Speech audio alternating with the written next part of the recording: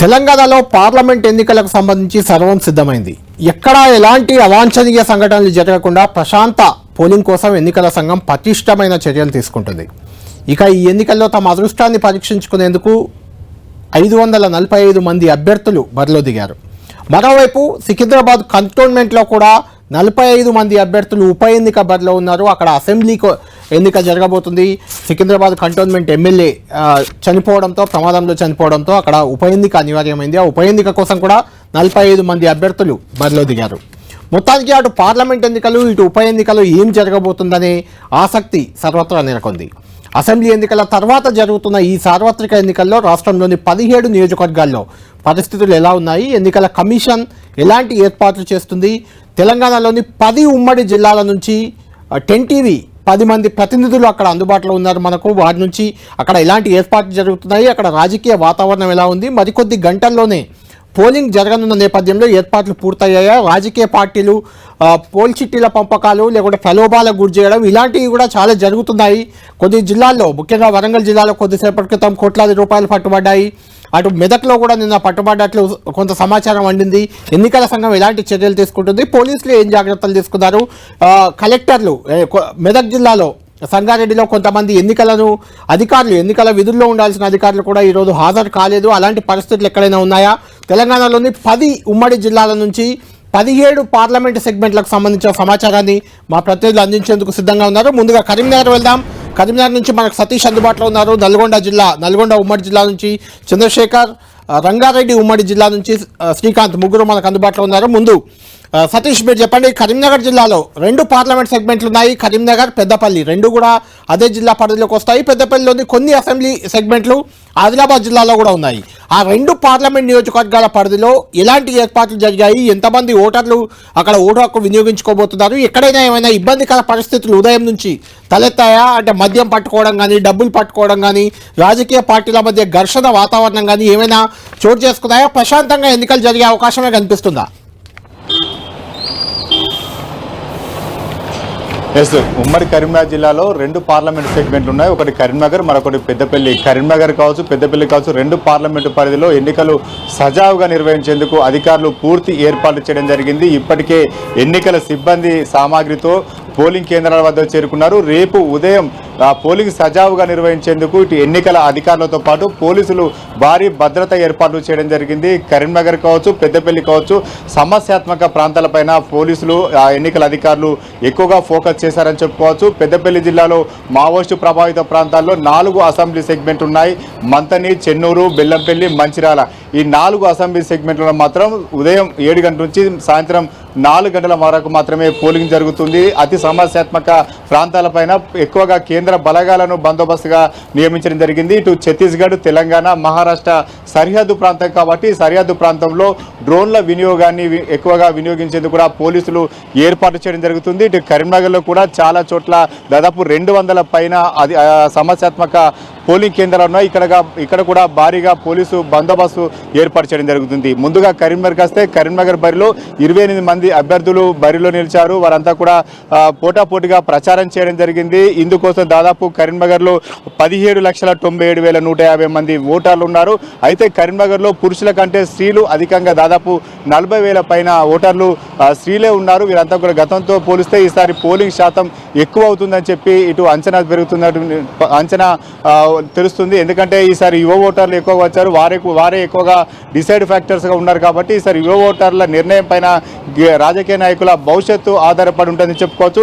కరీంనగర్ నుంచి బీజేపీ తరఫున బండి సంజయ్ పోటీ చేస్తున్నారు. బీఆర్ఎస్ నుంచి మాజీ ఎంపీ వినోద్ కుమార్ పోటీ చేస్తున్నారు. ఇటు కాంగ్రెస్ నుంచి వెలిచాల రాజేంద్రరావు బరిలో నిలిచారు. అయితే 2009 నుంచి 2019 వరకు ఇక్కడ 3 పార్టీలకు కూడా ఓటర్లు అవకాశం కల్పించారు. ఈసారి ఎవరికి అవకాశం కల్పిస్తారని మాత్రం ఇక్కడ కొంత ఉత్కంఠ రేపుతున్నటువంటి పరిణామంగా చెప్పుకోవచ్చు. ఎవరికి వారు గెలుపు ధీమా వ్యక్తం చేస్తున్నప్పటికీ ఇక్కడ దాదాపు మెజార్టీ ఓటర్లంతా కూడా ఎవరి వైపు మొగ్గు చూపుతారనేది మాత్రం ఆసక్తిగా మారింది. ఇక పోలింగ్ సరళిని సజావుగా నిర్వహించేందుకు అన్ని పోలింగ్ కేంద్రాల్లో వెబ్ కాస్టింగ్తో పాటు సీసీ కెమెరాలను కూడా ఏర్పాటు చేయడం జరిగింది. ఎక్కడైనా ఈవీఎంలో సాంకేతిక లోపాలు తలెత్తే వాటిని వెంటనే మార్చేందుకు కూడా అదనపు ఈవీఎంలు కూడా ఏర్పాటు చేశారు. రేపు సాయంత్రం వరకు జరిగే పోలింగ్లో ఇక్కడ కూడా అవాంఛనీయ సంఘటన జరగకుండా ఇటు కరీంనగర్ పరిధిలో ఉన్నటువంటి ఇటు కరీంనగర్ కమిషనరేట్ అదేవిధంగా సిరిసిల్ల హుస్నాబాద్ ఈ పరిధిలో ఎటువంటి అవాంఛన చేయకుండా అక్కడ ఉన్నటువంటి పోలీసులు భారీగా బందోబస్తు ఏర్పాటు చేయడం జరిగింది. ఇక పెద్దపల్లి పార్లమెంట్ సెగ్మెంట్ విషయానికి వస్తే ఇక్కడ పెద్దపల్లిలో దాదాపు 42 మంది అభ్యర్థులు బరిలో నిలిచారు. ఇందులో ప్రధానంగా కాంగ్రెస్ నుంచి గడ్డం వంశీ పోటీ చేస్తున్నారు, బీజేపీ నుంచి గోమాస శ్రీనివాసు, అదేవిధంగా బీఆర్ఎస్ నుంచి మాజీ మంత్రి కొప్పుల ఈశ్వర్ అదృష్టాన్ని పరీక్షించుకోబోతున్నారు. దాదాపు 15 లక్షల పైగా మంది ఓటర్లు ఇక్కడ తమ ఓటర్లుగా ఉన్నారు. ఇక్కడ మెజార్టీ ఇదంతా కూడా కోల్బెల్ట్ ప్రాంతంలో సింగరేణి ఓటర్లు చాలా కీలకం. ఈ సింగరేణి ఓటర్లు సింగరేణి కార్మికులు కాదు వారి కుటుంబ సభ్యులు ఎవరికి సపోర్ట్ చేస్తారనేది మాత్రం ఆసక్తిగా మారింది. ఇక్కడ వారంతా కూడా ఎవరికి సపోర్ట్ చేస్తే కార్మిక వర్గం వారే విజయం సాధిస్తూ వస్తున్నారు. ఇప్పటికీ 2 సార్లు ఇక్కడ బీఆర్ఎస్ అభ్యర్థులే విజయం సాధించడం జరిగింది. ఇక్కడ ఉన్నటువంటి సిట్టింగ్ ఎంపీగా ఉన్నటువంటి వెంకటేష్ నేత ఈసారి స్పీకర్ రావడంతో పార్టీ మారారు. ప్రస్తుతం అయితే బీజేపీలోకి వెళ్లారు. అయితే ఇక్కడ ఎవరు విజయం సాధిస్తారని మాత్రం కొంత ఆసక్తి మారిన పరిణామంగా చెప్పుకోవచ్చు. ఇటు కాంగ్రెస్ తరఫున పోటీ చేస్తున్నటువంటి వంశీకృష్ణకు సపోర్టుగా చెన్నూరు ఎమ్మెల్యే వివేక్ అదేవిధంగా బెల్లంపల్లి ఎమ్మెల్యే వినోద్ కూడా ఉన్నారు. వీరు కుటుంబ సభ్యులు కావడం వీరంతా కూడా అక్కడ ఉన్నటువంటి ఆ సెగ్మెంట్లో దాదాపు 7 అసెంబ్లీ సెగ్మెంట్లో 7 కూడా కాంగ్రెస్ సంబంధించినటువంటి అభ్యర్థులే ఎమ్మెల్యేలుగా ఉన్నారు. కాంగ్రెస్ సంబంధించినటువంటి వారు ఎమ్మెల్యేగా ఉండడంతో ఇక్కడ ఓటర్లు కావచ్చు వారంతా కూడా ఎవరి వైపు చూస్తారనేది మాత్రం ఆసక్తిగా మారింది. ఇక మావోయిస్టు ప్రభావిత ప్రాంతం కాబట్టి పోలీసులు భారీ భద్రత ఏర్పాటు చేయడం జరిగింది. Right, thank you Satish. ఇప్పుడు నల్గొండ జిల్లాకు వెళ్దాం. నల్గొండలో పరిస్థితి ఎలా ఉందో చంద్రశేఖర్ మనకు అందుబాటులో ఉన్నారు. చంద్రశేఖర్, నల్గొండ ఉమ్మడి జిల్లాలో నల్గొండతో పాటు పక్కనే భువనగిరి కూడా పార్లమెంట్ సెగ్మెంట్ ఉంది, లోక్సభ పరిధి ఉంది. అక్కడ ఎలాంటి ఏర్పాట్లు జరిగాయి, అక్కడ ఎలాంటి వాతావరణం ఉంది, ఎన్నికల వాతావరణం ఎలా కనిపిస్తుంది?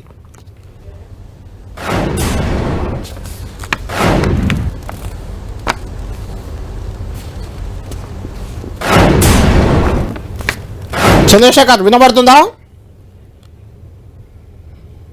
రైట్, నల్గొండ చంద్రశేఖర్తో మనం మళ్ళీ మాట్లాడదాం. ఈలోపు శ్రీకాంత్ మీరు చెప్పండి, ఉమ్మడి రంగారెడ్డి జిల్లాలో 2 పార్లమెంట్ సెగ్మెంట్లు ప్రధానంగా మల్కాజ్గిరి చేవెళ్ళ 2 ఉన్నాయి. అక్కడ వాతావరణం ఎలా ఉంది, రాజకీయ వాతావరణం? ఎందుకంటే ఈసారి అక్కడ బీజేపీ గతంలో కంపేర్ చేసినప్పుడు గతంలో బీజేపీ మల్కాజ్గిరిలో కానీ చేవెళ్లలో కానీ పెద్దగా ప్రభావం లేదు.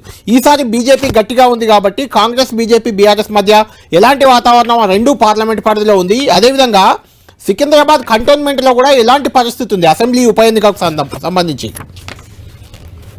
కళ్యాణ్, ఈ 2 అంటే ఉమ్మడి రంగారెడ్డి జిల్లాలోని చెవెళ్ళ మల్కాజ్గిరి పార్లమెంట్ నియోజకవర్గాలను పరిశీలిస్తే జాతీయ పార్టీల మధ్య ప్రధాన పోరు ఉందని చెప్పుకోవచ్చు. బీఆర్ఎస్ పార్టీ పోటీలో ఉన్నప్పటికీ బీఆర్ఎస్ పార్టీ జాతీయ పార్టీలకు ధీటుగా పోటీ ఇస్తున్నప్పటికీ ప్రజల నుంచి అందుతున్న సమాచారం ప్రకారం 2 జాతీయ పార్టీల మధ్య ప్రధాన పోటీ ఉంటుందన్న సమాచారాన్ని మనం చెప్పుకోవచ్చు. ఎందుకంటే గత ఎన్నికల్లో కూడా 2 స్థానాల్లో బీఆర్ఎస్ పార్టీ అభ్యర్థి విజయం సాధించారు. మరో స్థానంలో ప్రస్తుత సీఎంగా ఉన్న రేవంత్ రెడ్డి మల్కాజ్గిరి ఎంపీగా విజయం సాధించారు. ఈ 2 నియోజకవర్గాల్లో కూడా ఓటర్ల సంఖ్య భారీగా ఉంటుంది.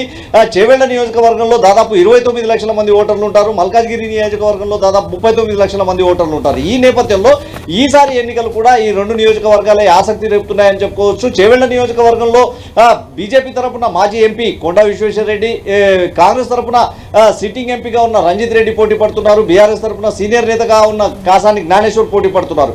అదే మల్కాజ్గిరి నియోజకవర్గానికి వస్తే బీజేపీ నుంచి సీనియర్ నేతగా గుర్తింపు ఉన్న ఈటల రాజేందర్ పోటీ చేస్తున్నారు. బీఆర్ఎస్ నుంచి రాగిడి లక్ష్మారెడ్డి పోటీ చేస్తున్నారు. కాంగ్రెస్ నుంచి సునీత మహేందర్ రెడ్డి పోటీ చేస్తున్నారు. ఈ 2 నియోజకవర్గాల్లో కూడా జాతీయ పార్టీలు హోరాహోరీగా పోరాడుతున్నాయని చెప్పుకోవచ్చు. మల్కాజ్గిరి నియోజకవర్గంలో మాత్రం ఒక విచిత్రమైన పరిస్థితి నెలకొందని చెప్పుకోవచ్చు. బీజేపీ అభ్యర్థి ప్రచారం నుంచి ఇప్పటి వరకు కూడా అన్నింటిలో తానే ముందున్నట్లు ఒక సీన్ మాత్రం అక్కడ క్షేత్రస్థాయిలో ఏర్పడింది. అయితే కాంగ్రెస్ బీఆర్ఎస్ అభ్యర్థులు కూడా విజయం కోసం చివరి నిమిషం వరకు పోరాడుతూనే వస్తున్నారు. అయితే కాంగ్రెస్ కు అక్కడ ఒక్క ఎమ్మెల్యే కూడా లేకపోవడం, బీజేపీ పార్టీకి కూడా నియోజకవర్గ పరిధిలో ఎమ్మెల్యేలు లేకపోవడం అంటే పెద్దగా మైనస్ అయ్యే అవకాశం ఉంటుందన్న ఒక అంచనాతో బీఆర్ఎస్ ఈ స్థానాన్ని దక్కించుకోవాలని పోటీ పడుతుంది. కంటోన్మెంట్ నియోజకవర్గానికి అంటే అసెంబ్లీ నియోజకవర్గాన్ని మనం పరిశీలించినట్లయితే దివంగత ఎమ్మెల్యే లాస్యా నందిత గతంలో 2023లో జరిగిన ఎన్నికల్లో ఎమ్మెల్యేగా ఎన్నికయ్యారు. రోడ్డు ప్రమాదంలో ఆమె మృతి చెందడంతో మరోసారి ఉప ఎన్నిక అనివార్యమైంది. అయితే దివంగత ఎమ్మెల్యే సోదరికి మరోసారి పార్టీ బీఆర్ఎస్ పార్టీ అంటే ఎమ్మెల్యేగా పోటీ చేసే అవకాశం ఇచ్చింది. ఇక్కడ కూడా బీఆర్ఎస్ పార్టీ ఖచ్చితంగా ఈ స్థానాన్ని తమ ఖాతాలోనే ఉంచుకున్నారనే ఒక పావులు మాత్రం కనిపిందని చెప్పుకోవచ్చు. పార్టీ వర్కింగ్ ప్రెసిడెంట్ ఈ 3 నియోజకవర్గాల్లో కూడా సుడిగాలి పర్యటన చేశారని చెప్పుకోవచ్చు. 3 నియోజకవర్గాలు గ్రేటర్ హైదరాబాద్ పరిధిలోకి వస్తుండడంతో గ్రేటర్ హైదరాబాద్ మొత్తం పార్టీ వర్కింగ్ ప్రెసిడెంట్ కేటీఆర్ ఎక్కువగా ఫోకస్ పెట్టారు. ప్రధానంగా చెవెళ్ల పార్లమెంట్ నియోజకవర్గంపై ఎక్కువగా దృష్టి సారించి చివరి నిమిషంలో పార్టీ అభ్యర్థిగా ఖరారై కాంగ్రెస్ అభ్యర్థిగా రంగంలోకి దిగిన రంజిత్ రెడ్డిని ఓడించాలన్న లక్ష్యంగా అక్కడ చక్రం తిప్పాలని చెప్పుకోవచ్చు. మల్కాజ్గిరిలో సిట్టింగ్ ఎమ్మెల్యేలు బీఆర్ఎస్ పార్టీకి మొత్తం 7 నియోజకవర్గాల్లో సిట్టింగ్ ఎమ్మెల్యేలు ఉండడంతో ఆ నియోజకవర్గం కూడా తమ ఖాతాలో వేసుకోవాలని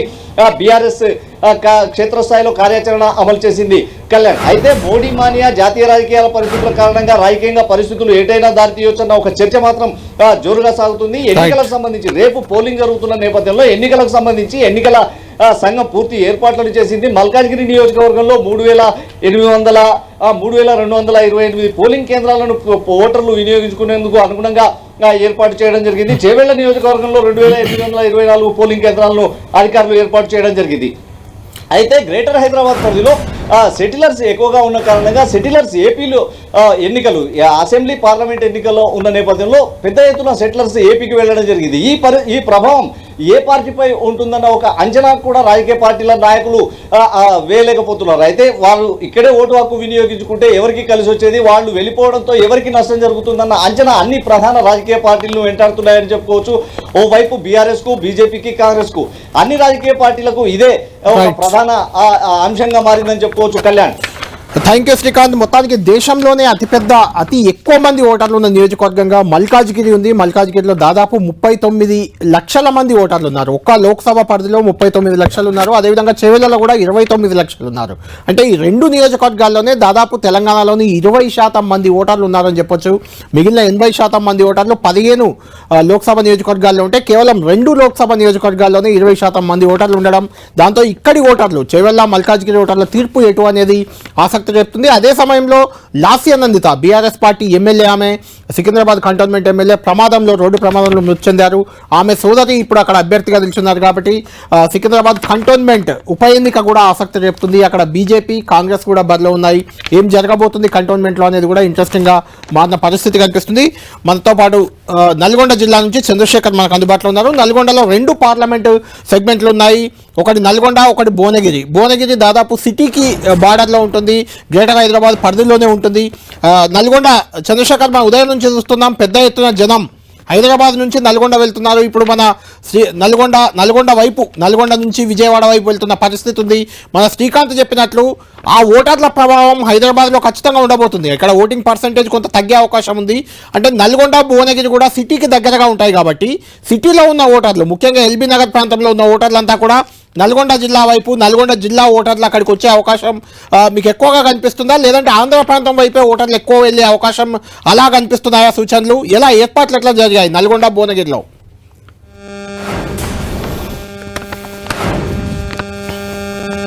కళ్యాణ్, ఉమ్మడి నల్గొండ జిల్లాకి సంబంధించి మొత్తం ఇటు 2 పార్లమెంట్ నియోజకవర్గాలను, ఇందులో నల్గొండ అదేవిధంగా భువనగిరి. అయితే మీరు చెప్పినట్లుగానే నిన్న గత 2 రోజులుగా చూసుకుంటే మాత్రం హైదరాబాద్ అదేవిధంగా పరిసర ప్రాంతాల్లో ఉన్నటువంటి పట్టణ వాసులు పెద్ద సంఖ్యలో అయితే స్వగ్రామాలకు బయలుదేరుతున్నారు. ముఖ్యంగా విజయవాడ హైదరాబాద్ జాతీయ రహదారి నల్గొండ జిల్లా పరిధిలో మనం కనుక చూసుకున్నట్లయితే దాదాపు 2 రోజుల వ్యవధిలో 5 నుంచి 7,000 వాహనాలు అధికంగా పోయినాయని చెప్పి ఇక్కడ టోల్గేట్ సిబ్బంది కూడా చెప్తా ఉన్నారు. అదేవిధంగా ఇటు గుంటూరు వైపు కూడా మొత్తం ఎక్కువగా వాహనాలు, దాదాపు 4 నుంచి 5,000 వాహనాలు ఇక్కడ టోల్గేట్ల నుంచి వెళ్ళాయని చెప్పి అదనంగా ఇక్కడ ఉన్న సిబ్బంది చెప్తున్న పరిస్థితి అయితే కనిపిస్తా ఉంది. అయితే ఇటు నల్గొండ అదేవిధంగా భువనగిరి ఏర్పాట్లకు సంబంధించి మనం చూసుకుంటే మాత్రం ఆ అధికారులు పూర్తిస్థాయిలో ఇటు దేశానికి సంబంధించిన ఎన్నికలు కావడం, అదేవిధంగా దేశ భవిష్యత్తు నిర్ణయించే ఎన్నికలు కావడంతో అన్ని పార్టీలు కూడా చాలా ప్రతిష్టాత్మకంగా తీసుకున్నాయి. అదేవిధంగా అధికారులు కూడా ఆమె ఏర్పాటు చేసిన పరిస్థితి అయితే కనిపిస్తా ఉంది. ఇటు నల్గొండకు సంబంధించి మొత్తం 7 అసెంబ్లీ సెగ్మెంట్లు ఉంటాయి నల్గొండ పార్లమెంట్ లో. నల్గొండ పార్లమెంట్ ఒక చరిత్రాత్మకమైన పార్లమెంట్ నియోజకవర్గం చెప్పుకోవచ్చు. ఎందుకంటే మొదటి లోక్సభ ఎన్నికల్లో ఇక్కడ నుంచి ఎవరైతే ఇటు రావి నారాయణ రెడ్డి, కమ్యూనిస్ట్ నేత రావి నారాయణ రెడ్డి దేశంలోనే అత్యధిక మెజార్టీ సో ఆయన విజయం సాధించారు. అయితే దేశంలోనే అత్యధిక మెజార్టీ ఎవరికి వస్తే వాళ్ళకైనా పార్లమెంటు భవనం ప్రారంభించాలని నాటి ప్రభుత్వం నిర్ణయించిన నేపథ్యంలో రావి నారాయణ రెడ్డితోనే ఆ రోజు పార్లమెంటు భవనాన్ని ప్రారంభించిన పరిస్థితి ఉంది. అయితే నల్గొండ పార్లమెంటు పరిధికి సంబంధించి మొత్తం 7 అసెంబ్లీ సెగ్మెంట్లు ఉంటాయి. ఇందులో 7 అసెంబ్లీ సెగ్మెంట్లలో 1 మాత్రమే బీఆర్ఎస్ ఉంది. అయితే మిగిలిన 6 నియోజకవర్గాలలో కూడా కాంగ్రెస్ పాగవేసిన పరిస్థితి ఉంది. అయితే గత పార్లమెంట్ ఎన్నికల్లో 6 బీఆర్ఎస్ ఉంటే 1 మాత్రమే కాంగ్రెస్ ఉంది. కానీ ఆ రోజు కాంగ్రెస్ అనూహ్య విజయం సాధించిన పరిస్థితి ఉంది. కానీ ఇప్పుడు కాంగ్రెస్ కే 6 స్థానాలు ఉన్న నేపథ్యంలో కాంగ్రెస్ ఖచ్చితంగా దేశంలోనే అత్యధిక మెజార్టీతో ఇక్కడ మరోసారి విజయం సాధిస్తుంది, మరోసారి దేశంలో నల్గొండ నిలిచిపోతుంది అని చెప్పి కాంగ్రెస్ శ్రేణులు చెప్తా ఉన్నాయి. ప్రతి మీటింగ్ లో కూడా తమకు తాముగా జరిగాయి. అక్కడ ఎన్నికల సంఘం ఏర్పాట్లు ఏ రకంగా ఉన్నాయి, ఎవరు పోటీ కాదని చెప్పేది కాంగ్రెస్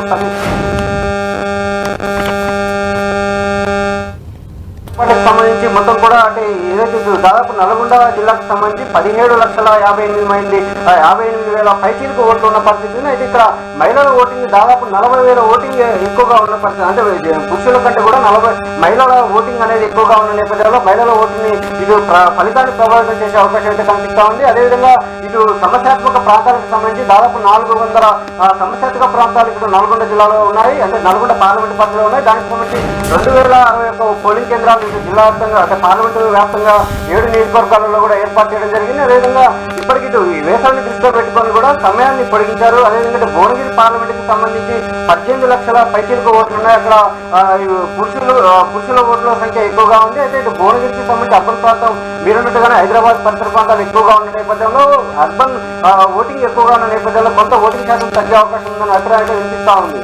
థ్యాంక్ యూ చంద్రశేఖర్. ప్రేమ్, ఆదిలాబాద్ నుంచి మా ప్రతినిధి ప్రేమ్ అందుబాటులో ఉన్నారు. ఆదిలాబాద్ ఎస్టీ నియోజకవర్గం, అది కొంచెం ఇంటీరియర్ ఏరియా కూడా, అక్కడ చాలా సమస్యాత్మక ప్రాంతాలు కొంత ఎక్కువ ఉండే అవకాశం ఉంది. అక్కడ 4 గంటల వరకు పోలింగ్ పూర్తయ్యే అవకాశం ఉంది. ఏర్పాట్లు ఎలా చేశారు? 4 గంటల వరకు ఎన్ని నియోజకవర్గాల్లో పోలింగ్ పూర్తవుతుంది? 6 గంటల దాకా మిగిలిన నియోజకవర్గాల్లో ఎలాగూ రాష్ట్ర వ్యాప్తంగా ఉంటుంది కాబట్టి ఎక్కడెక్కడ 4 గంటలకే పూర్తయ్యే అవకాశం ఉంది? అక్కడ ఏర్పాట్లు ఎలా జరిగాయి? రైట్ కళ్యాణ్, ఆదిలాబాద్ పార్లమెంట్ కి సంబంధించి 7 నియోజకవర్గాల్లో 2 సిర్పో, ఆసిఫాబాద్ ఈ 2 కూడా కొంత ఇంటీరియర్ ప్లేస్. దాంతో పాటు మావోయిస్టు సంబంధించిన ప్రభావిత ప్రాంతాలు ఈ 2 కూడా. సో సాయంత్రం 4 గంటలకి అక్కడ పోలింగ్ అనేది పూర్తవుతుంది. సో ప్రతిసారి కూడా ఈ చాలా గ్రామాలు ఉన్నాయి, దాదాపు 200 పైచలకు సమస్యాత్మకమైన పోలింగ్ స్టేషన్స్ గ్రామాలు ఉన్న నేపథ్యంలో కొంత అధికారులు కట్టుదిట్టమైన భద్రతా ఏర్పాట్లు అయితే చేశారు. ఈ 2 కాన్స్టిట్యున్సీలు మినహా మిగతా అన్ని చోట్ల కూడా ప్రశాంతంగా పోలింగ్ జరిగే అవకాశం అయితే కనిపిస్తుంది. సో పూర్తిగా దాదాపు 16,52,000 పైచలకు ఓటర్స్ ఆదిలాబాద్ పార్లమెంట్ కాన్స్టిట్యున్సీలో ఉన్నారు. మహిళలు పురుషులు దాదాపుగా ఈక్వల్ గా ఉన్న పరిస్థితి. మరోవైపు చూస్తే సమస్యాత్మకమైన పోలింగ్ కేంద్రాలతో పాటు డిస్ప్యూట్ విలేజెస్ కొన్ని ఉన్నాయి. రాష్ట్ర సరిహద్దు పూర్తిగా ఆదిలాబాద్ పార్లమెంట్ కాన్స్టిట్యున్సీకి మహారాష్ట్ర ఆనుకుని ఉంటుంది. కెరమేరి మండలం కుమ్రంభీం జిల్లాకు సంబంధించి ఒక మండలానికి కొన్ని గ్రామాలు డిస్ప్యూట్ విలేజెస్ ఉన్నాయి. ఆ 2 చోట్ల కూడా వాళ్ళు ఓటు హక్కును వినియోగించుకునే కల్చర్ ఉంది. అక్కడ రీసెంట్ గా మహారాష్ట్రకు సంబంధించి చంద్రపూర్ లోక్సభ ఎన్నికల్లో అక్కడ చాలా మంది ఓటు హక్కును వినియోగించుకున్నారు. కానీ ఈసారి అధికారులు కొంత చాలా స్ట్రిక్ట్ గా వ్యవహరిస్తున్న పరిస్థితి. ఎవరైతే మహారాష్ట్రలోని లోక్సభ చంద్రపూర్ లో ఓటు వేశారో వాళ్ళు తెలంగాణలో వేయకుండా చాలా జాగ్రత్తగా చర్యలు తీసుకుంటున్నారు. ఇప్పటికే అక్కడ గ్రామాల్లో అవగాహన కార్యక్రమాలు చేశారు. ఎవరు కూడా 2 ఓట్లు వినియోగించుకోవద్దని చాలా స్ట్రిక్ట్ గా చెప్పారు. ఎవరైనా 2వ ఓటు మహారాష్ట్రలో వేసి తెలంగాణ ఆదిలాబాద్ పార్లమెంట్ కాన్స్టిట్యున్సీకి ఓటు వేస్తే మాత్రం ఖచ్చితంగా చర్యలు తీసుకుంటామని చెప్పేసి ఎన్నికల అధికారులు కూడా చాలా స్పష్టంగా హెచ్చరికలు జారీ చేసిన పరిస్థితి కూడా కనిపించింది. చాలా సీరియస్ గా తీసుకుంటున్నారు. ఎందుకంటే కోర్టు కూడా దీనిపైన చాలా సీరియస్ అయింది. ఒక వ్యక్తి 2 రాష్ట్రాల్లో 2 లోక్సభకు సంబంధించి ఓట్లు ఎట్లా ఇస్తారన్న దానిపైన కొంత సీరియస్ అయిన పరిస్థితి అయితే ఉంది. సో అభ్యర్థుల విషయానికి వస్తే రాష్ట్రంలోనే అత్యల్పంగా అభ్యర్థులు ఉన్న పార్లమెంట్ కాన్స్టిట్యున్సీ 12 మంది మాత్రమే బరిలో ఉన్నారు.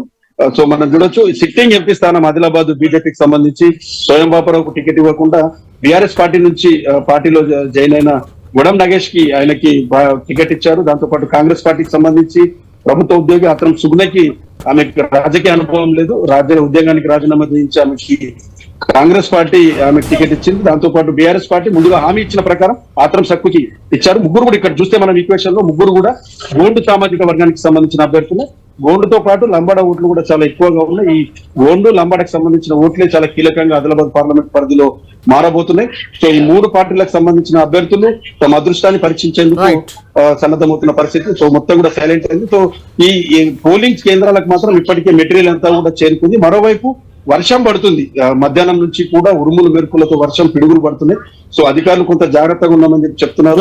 కానీ కొన్ని చోట్ల కరెంటు పోయే అవకాశం ఉంది. కరెంటు పోతే మాత్రము దానికి సంబంధించి క్యాండిల్స్ ఛార్జింగ్ లైట్ల మధ్య కొద్దిగా పోలింగ్ జరిగే అవకాశం ఉన్న నేపథ్యంలో Right. మరొక భారీ వర్షం పడితే మాత్రం వాగులు వంకలు పెరిగి పోలింగ్ కూడా శాతం తగ్గే అవకాశం ఉన్న నేపథ్యంలో అధికారులు అయితే కొంత ఫోకస్ చేసిన పరిస్థితి అయితే కనిపిస్తుంది. Right, thank you Prem. మొత్తానికి తెలంగాణలో ఎండలు తీవ్రమైన ఎండలు ఉన్న నేపథ్యంలో 6 గంటల వరకు పోలింగ్ను పెంచాలని విజ్ఞప్తులు మొన్నటి వరకు వచ్చాయి.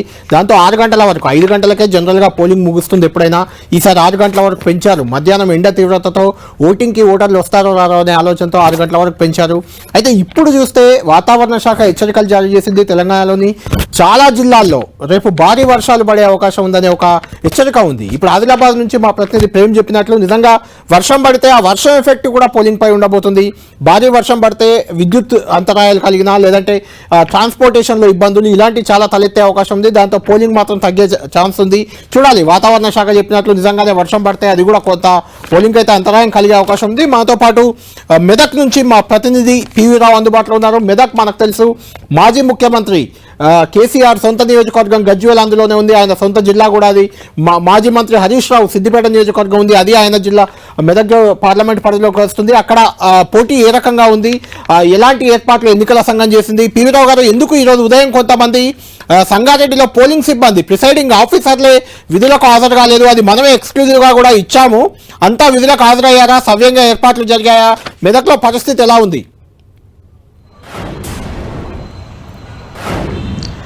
కళ్యాణ్, మీ మాట అర్థం కాలేదు, చాలా కొంచెం క్లమ్జిక్గా ఉంది. అయినా సరే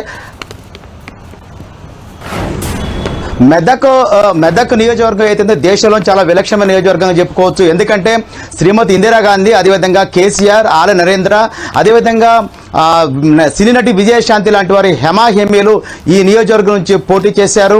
ఈ నియోజకవర్గం కూడా పూర్తిగా పారిశ్రామిక ప్రాంతం.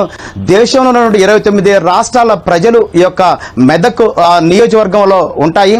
చాలా విలక్షణమైనటువంటి ఓటింగ్ కూడా ఇక్కడ మనకి ప్రతిసారి కనపడుతూ ఉంటుంది. మరోవైపు కర్ణాటక, మహారాష్ట్ర సరిహద్దుగా ఉన్నటువంటి జహీరాబాద్, ఈ 2 నియోజకవర్గాల పరిస్థితి కూడా చూసుకున్నప్పుడు మనం మెదక్లో త్రిముఖ పోటీ కనిపిస్తూ ఉంది. ప్రధానంగా మాజీ ఐఏఎస్ అధికారి వెంకటరామరెడ్డి బీఆర్ఎస్ నుంచి పోటీ చేస్తూ ఉంటే, కాంగ్రెస్ పార్టీ నుంచి తొలిసారిగా నీలమధు పోటీ చేస్తూ ఉన్నారు. బీజేపీ నుంచి రెండోసారి బరిలో నిలిచారు రఘునందన్ రావు.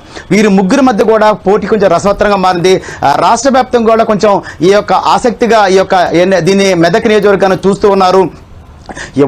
ఒకరిని మించి ఒకరు ప్రచారాలతో నిర్వహించుకున్నారు. మెజార్టీ ఓటర్లు ఎవరి వైపు ఉంటారనేది మాత్రం మనం ఇంకా రేపు దాటితే కానీ తెలుస్తుంది. మరోవైపు జహీరాబాద్ నియోజకవర్గం చూసుకుంటే కర్ణాటక, మహారాష్ట్ర సరిహద్దున్నటువంటి ఏదైతే నియోజకవర్గం ఉంది, ఈ నియోజకవర్గంలో కూడా పోటీ కొంచెం ఆసక్తిగా ఉంది. ఎందుకంటే రెండోసారి పోటీ చేస్తున్నటువంటి కాంగ్రెస్ పార్టీ నుంచి సురేష్ షెట్కార్, మొదటిసారి బీఆర్ఎస్ నుంచి పోటీ చేస్తున్నటువంటి గాలి అనిల్ కుమార్, ఇప్పటికే 2 సార్లు బీఆర్ఎస్ నుంచి గెలిచి ఈ మధ్యనే కాంగ్రెస్ పార్టీలో జాయిన్ అయి పోటీ చేసినటువంటి బీబీ పార్టీలు, వీరు ముగ్గురులో చూసుకున్నప్పుడు మాత్రం కొంచెం ఆ పోటీ ఆసక్తిగా నెలకొంది. మొన్న జరిగినటువంటి అసెంబ్లీ ఎన్నికల్లో ఈ నియోజకవర్గం 7 సెగ్మెంట్లలో 4 సెగ్మెంట్ కాంగ్రెస్ పార్టీ, 2 సెగ్మెంట్లలో బీఆర్ఎస్, 1 సెగ్మెంట్లో బీజేపీ గెలవడం జరిగింది. మెదక్లో చూసుకుంటే మెదక్లో 7 సెగ్మెంట్లలో 6 బీఆర్ఎస్ గెలుచుకుంది. కేవలం 1 మాత్రమే మెదక్లో మైనపల్లి రోహిత్ రావు కాంగ్రెస్ పార్టీ గెలుచుకున్నారు. కాబట్టి ఓటర్లు ఆ అసెంబ్లీ తీర్పుకి కొంచెం విలక్షణంగా తీర్పు ఇచ్చే అవకాశం అయితే ఇక్కడ కనిపిస్తా ఉంది కళ్యాణ్. ఎందుకంటే ఇక్కడ కేసీఆర్ అదేవిధంగా హరీష్ రావు లాంటి హేమాహేమీలు ఇప్పుడు ఇక్కడ అనేక సార్లు వచ్చి ఇక్కడ అభ్యర్థుల కోసం ప్రచారం నిర్వహించిన సందర్భం మనం చూస్తాం. ముగ్గురు ప్రధాన పార్టీలు ఇక్కడ జహీరాబాద్ కావచ్చు, మెదక్ కావచ్చు, ప్రధాన పార్టీలకు సంబంధించినటువంటి పివిరావు, ఈ ఉదయం మనకు కొంతమంది ఎన్నికల అధికారులు విధులకు దూరంగా ఉన్నారు, విధులకు హాజరు కాలేదు, ఆ విషయాన్ని మనమే టెలికాస్ట్ కూడా చేశాం. ఇప్పుడు ఎన్నికల అధికారులంతా విధుల్లో ఉన్నారా? కళ్యాణ్, మనం ఉదయం పూట మనం స్పష్టంగా చెప్పాము. అక్కడ అధికారులందరూ కూడా గత నెల నుంచి అధికారులు, జిల్లా కలెక్టర్, ఎస్పీ అందరూ కూడా అధికారులందరికీ ఎవరైతే పిఓస్, అసిస్టెంట్ పిఓస్ ఉన్నారో వాళ్ళందరికీ ట్రైనింగ్ ఇచ్చారు. సకాలంలో పోలింగ్ అదేదో డిఆర్సీ సెంటర్ చేరుకోవాలి, అక్కడ నుంచి ఈవీఎంలు, వీవీప్యాట్స్ తీసుకొని మీ యొక్క పోలింగ్ స్టేషన్కి వెళ్ళాలని ఎప్పటి నుంచి చెప్తున్నప్పటికీ ఈ రోజున 11-12 గంటల వరకు కూడా రాలేదు. ఈ విషయాన్ని మనమే మొట్టమొదటిసారి మనం బ్రేక్ చేసాము. ఎవరు అధికారులు రాలేదు. కానీ 12 తర్వాత ఆల్టర్నేటివ్గా వేరే అధికారుల్ని ఆల్టర్నేటివ్ గా తీసుకుని అక్కడ పంపించడం జరిగింది. ఎందుకు హాజరు కాలేదు అధికారులు? ఎందుకు హాజరు కాలేదు ఏమైనా సమాచారం ఉందా? ఉదయం పూట మనం జిల్లా కలెక్టర్ని కూడా సంప్రదించే ప్రయత్నం చేశాం, కానీ వారి నుంచి అయితే మనకి సమాధానం రాలేదు. ఎందుకంటే ఎందుకు ఇంత ఆలస్యంగా వచ్చారు, గత నెల రోజుల నుంచి కూడా మీరు సమాయత్తపరుస్తున్న అధికార యంత్రాంగాన్ని పోలింగ్ సజావుగా జరగాలి, సమయానికి మీరు మీ ప్రాంతాలు చేరుకోమని చెప్పినప్పటికీ అధికారులు ఎందుకు రాలేదనే దాని మీద మన ఇంతవరకు అయితే స్పష్టత లేదు. ఆల్టర్నేటివ్గా వేరే వాళ్ళని అపాయింట్ చేసేస్తూ వాళ్ళని పంపించడం జరిగింది. రేపు పొద్దున ఎలాంటి అవాంఛనీయ సంఘటనలు జరగకుండా సుమారుగా 3,000 మంది పోలీస్ సిబ్బంది, అదేవిధంగా సమస్యాత్మక ప్రాంతాలు ఏవైతే సుమారుగా 100 ప్రాంతాలను గుర్తించారు. అటు మెదకు, ఇటు జహీరాబాద్ సంబంధించి అక్కడ కేంద్ర రాష్ట్ర బలగాలను అయితే మోహరింపు చేశారు. ఇటు మహారాష్ట్ర కర్ణాటక సరిహద్దు ఉంది కాబట్టి చొరబాటు ఏం లేకుండా అక్కడ కూడా కట్టుబడిన తనిఖీలు అయితే నిర్వహిస్తున్నారు. కళ్యాణ్ ఓటు ఏదైతే పోలింగ్ రోజున అందరూ కూడా ఓటర్లు కూడా సజావుగా పోలింగ్ బూత్లు కూర్చి ప్రజాస్వామ్య స్ఫూర్తి థ్యాంక్ యూ పి రావు గారు, థ్యాంక్ యూ. నిజామాబాద్ లోక్సభ పరిధిలో వాతావరణం ఈ రకంగా ఉంది, అక్కడ ఏర్పాట్లు ఎలా చేశారు అందించేందుకు మా ప్రతినిధి పాల్ అందుబాటులో ఉన్నారు. పాల్, గతంలో 2 ఎన్నికల్లో కూడా అక్కడ నుంచి నిజామాబాద్ నుంచి కవిత పోటీ చేశారు. ఇప్పుడు కవిత ప్రచారం కానీ ఆమె పోటీలో లేరు, ప్రచారానికి కూడా రాలేదు. అక్కడ ఎలాంటి రాజకీయ వాతావరణం ఉంది, ఏర్పాట్లు ఎలా జరిగాయి, అక్కడ ఏమైనా అవాంఛనీయ సంఘటనలు చోటు చేసుకున్నాయా? ఎన్నికల అధికారులు మెదక్లో కొంతమంది హాజరు కాలేదు, మీ దగ్గర కూడా అలా హాజరు కాని సంఘటనలు కానీ సందర్భాలు కానీ ఏమైనా ఉన్నాయా?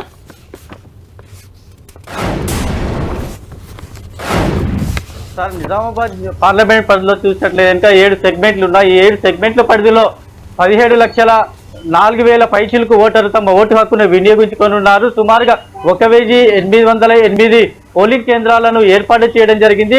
అందరూ కూడా విధులకు హాజరు కావడం జరిగింది. ఎక్కడ కూడా ఇబ్బందులు తలెత్తకుండా కలెక్టర్ ఆధ్వర్యంలో, ఎన్నికల అబ్జర్వర్ ఆధ్వర్యంలో ప్రత్యేక ఏర్పాట్లు కూడా చేయడం జరిగింది. ఈ రోజు ఉదయం నుంచే పోలింగ్ కేంద్రాలకు సామాగ్రితో సిబ్బంది తరలి వెళ్ళడం జరిగింది. ఎక్కడ సమస్యాత్మక ప్రాంతాలు ఉన్నాయో సమస్యాత్మక ప్రాంతాల్లో వెబ్ కాస్టింగ్ ద్వారా, అంతేకాకుండా సీసీ కెమెరా ద్వారా పర్యవేక్షిస్తున్నారు. సుమారుగా 7 కంపెనీల సిఆర్పిఎఫ్ బలగాలు, 3,000 మంది స్పెషల్ పోలీసులతో పాటు ఏసీపీ, డీసీపీ, సిఐ, ఎస్ఎస్ఐ అధికారులను నియమించి శాంతియుతంగా ఎన్నికలు నిర్వహించేందుకు అన్ని జాగ్రత్తల చర్యలు తీసుకుంటా ఉన్న పరిస్థితి ఉంది. అయితే నిజామాబాద్ పార్లమెంట్ పరిధిలో 144 సెక్షన్ అమల్లో ఉంచారు అధికారులు. అయితే ఎవరైనా కానీ వ్యక్తులు కూడా ఇతర ప్రాంతాలకు చెందిన వ్యక్తులు ఎవరు కూడా లాడ్జీలలో కానీ ఈ నిజామాబాద్ జిల్లా పరిధిలో ఉండరాదని కూడా పోలీసులు ఆదేశాలు జారీ చేయడం జరిగింది. అయితే చూసిన సుమారుగా 17,04,800 పైచిలకు ఓటర్లు తమ ఓటు హక్కును రేపు వినియోగించుకోనున్నారు sir. Right, thank you Paul. మిగిలిన మన ఖమ్మం నుంచి కూడా సైదులు మనకు అందుబాటులో ఉన్నారు. ఖమ్మం అనేది అది కూడా ఏపీ తెలంగాణ బార్డర్లో ఉన్న నియోజకవర్గం. అక్కడ పరిస్థితి ఎలా ఉంది? ఆంధ్రప్రదేశ్లో కూడా అసెంబ్లీ ఎన్నికలు ఉన్న నేపథ్యంలో ఖమ్మం జిల్లా నుంచి కూడా ఏపీకి వెళ్ళే అవకాశం కొంత ఓటర్లకు ఉంటుంది. ఎలా ఉంది సైదులతో మాట్లాడదాం. సైదులు, ఖమ్మం జిల్లా కూడా ఆంధ్రప్రదేశ్కు బార్డర్లో ఉన్న ఒక నియోజకవర్గం. అది ఆంధ్రప్రదేశ్లో అసెంబ్లీ ఎన్నికలు కూడా ఉన్నాయి. ఖమ్మం జిల్లాతో ఆంధ్రప్రదేశ్ వాసులకు ముఖ్యంగా చాలా సత్సంబంధాలు ఉంటాయి, బంధుత్వాలు ఉన్నాయి. కాబట్టి ఓటర్లు ఖమ్మం నుంచి ఆంధ్రప్రదేశ్కు వెళ్ళే అవకాశం ఏమైనా ఉందా? ఖమ్మంలో ఏర్పాట్లు ఎలా ఉన్నాయి? ఎస్ కళ్యాణ్, ఉమ్మడి ఖమ్మం జిల్లా రాష్ట్ర రాజకీయాల్లో కీలకమైనటువంటి జిల్లాగా చెప్పుకోవచ్చు. ఉమ్మడి రాష్ట్రంలోనూ ఇప్పుడు ప్రత్యేక తెలంగాణలోనూ ఖమ్మం జిల్లాకు ఒక విలక్షణమైన తీర్పులు ఇచ్చేటువంటి సంస్కృతి ఉంది. ప్రస్తుతం ఉమ్మడి ఖమ్మం జిల్లాకు సంబంధించినటువంటి పార్లమెంట్ ఎన్నికలు అంటే మొత్తం దేశవ్యాప్తంగా ఎన్నికలు, మరోవైపు తెలంగాణలో జరుగుతున్న ఆంధ్రప్రదేశ్లో జరుగుతున్నటువంటి ఎన్నికలకు సంబంధించి కూడా చూసుకున్నట్లయితే మీరు అన్నట్లుగా తెలంగాణ ఆంధ్రప్రదేశ్ సరిహద్దు ప్రాంతం ఖమ్మం జిల్లా కావడంతో ఈ ప్రాంతం పైన అటు ఏపీ రాష్ట్ర రాజకీయాలు, తెలంగాణ రాష్ట్ర రాజకీయాలు కూడా చాలా ప్రభావితం చేసే అవకాశాలు కూడా కనిపిస్తున్న పరిస్థితి అయితే మనకుంది. మనం చూస్తున్నాం రాష్ట్ర రాజకీయాల్లో ఎక్కువగా తెలంగాణతో పాటు ఏపీలో జరుగుతున్న రాజకీయాల ప్రభావం ఎక్కువగా స్పష్టంగా కనిపిస్తున్న పరిస్థితి. ఇక్కడ ఉన్న నేతలు కూడా అక్కడికి వెళ్లి ప్రచారం కొనసాగిస్తున్న పరిస్థితి అయితే మనం చూస్తున్నాం. ఖమ్మం పార్లమెంట్ పరిధిలోనే 7 అసెంబ్లీ సెగ్మెంట్ లో 1,896 పోలింగ్ కేంద్రాలను ఏర్పాటు చేశారు. దాంట్లో సంబంధించి 16,31,039 మంది ఓటర్లు తమ ఓటు హక్కును వినియోగించుకునే అవకాశం కూడా కనిపిస్తుంది. మన ప్రస్తుతం ఎస్ఆర్ఎన్ బీజీనగర్ కళాశాలలోనే యువ ఓటింగ్ పోలింగ్ కేంద్రం దగ్గర మనం ఉన్నాం. మనం చూస్తున్నాం పోలింగ్ సంబంధించిన ఏర్పాట్లు కూడా పెద్ద ఎత్తున కొనసాగుతున్న పరిస్థితి కనిపిస్తుంది. ఖమ్మం జిల్లాలో సంబంధించినటువంటి అంటే 7 సెగ్మెంట్లతో పాటు కూడా పక్కనే ఉన్నటువంటి భద్రాద్రి కొత్తగూడెం జిల్లా ఏజెన్సీ ప్రాంతానికి సంబంధించి కూడా చూసుకున్నట్లయితే భద్రాద్రి కొత్తగూడెం జిల్లాకు సంబంధించినటువంటి ప్రాంతాల్లో కూడా పూర్తి స్థాయిలో ఉదయం 7 గంటల నుంచి సాయంత్రం 4 గంటల వరకు కూడా పోలింగ్ ప్రక్రియ కొనసాగనుంది. 9 2,88,238 మంది ఓటర్లు తమ ఓటు హక్కును వినియోగించుకునే అవకాశం కూడా కనిపిస్తున్న పరిస్థితి. అక్కడ కూడా ప్రధానంగా 1105 పోలింగ్ కేంద్రాలను కూడా ఏర్పాటు చేశారు. అక్కడ మనం ప్రధానంగా చెప్పుకోవడంలో ఖమ్మం పార్లమెంట్ కి సంబంధించి చూసుకున్నట్లయితే ఖమ్మం, వైరా, మదిర, సత్తుపల్లితో పాటు కొత్తగూడెం, అశ్వపేట కాన్స్టిట్యున్సీ 7 కాన్స్టిట్యున్సీ కూడా ఈ కాన్స్టిట్యున్సీలో ఉన్నాయి. అదేవిధంగా అంటే భద్రాచలం, కొత్తగూడెం అంటే మహబూబాబాద్ పార్లమెంట్ సెగ్మెంట్ కి సంబంధించి చూసుకున్నట్లయితే ఇల్లందు, పినపాక, భద్రాచలం నియోజకవర్గాలు కూడా పూర్తిగా మహబూబాబాద్ పార్లమెంట్ పరిధిలో ఉన్నటువంటి పరిస్థితి అయితే కనిపిస్తుంది. అదేవిధంగా ఖమ్మం అంటే మొత్తం చూసుకున్నట్లయితే ఈ పోలింగ్ కేంద్రాలకు సంబంధించినటువంటి ఎక్కడ ఎలాంటి అవాంఛనీయ సంఘటనలు జరగకుండా ఉండేందుకు కూడా పోలీసులు ఏర్పాటు చేస్తారు. మనం చూస్తున్న ఈవీఎంలకు సంబంధించినటువంటి అయితే మొత్తం ఖమ్మం పార్లమెంట్ సెగ్మెంట్ లో 35 మంది అభ్యర్థులు ఉన్నారు. వారితో పాటు నోట ఉండడంతో 3 వీవీప్యాట్లను అంటే 3 ఈవీఎంలను ఏర్పాటు చేశారు.